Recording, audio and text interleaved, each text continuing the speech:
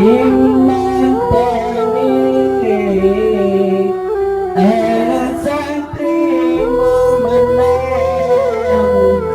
menang nasib selalu dalam cobaan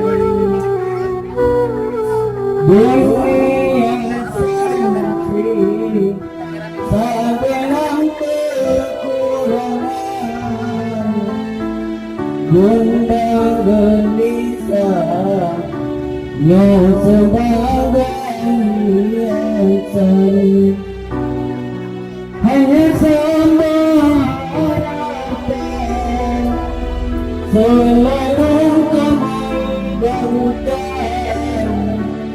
putaran keadilan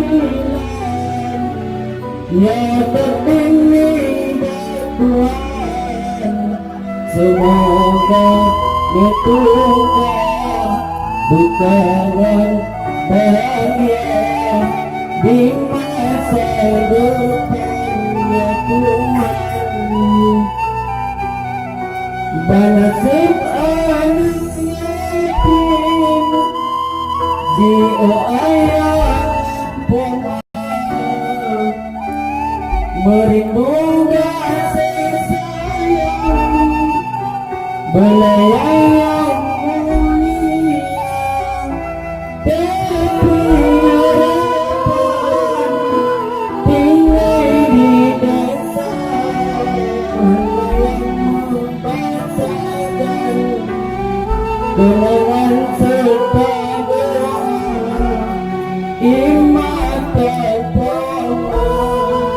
iman ternilai anak santri memandang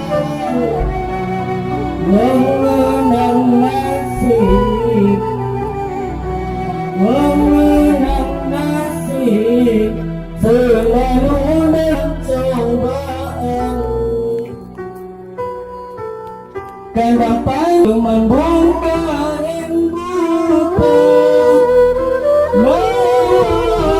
mengenasam jampai mata diri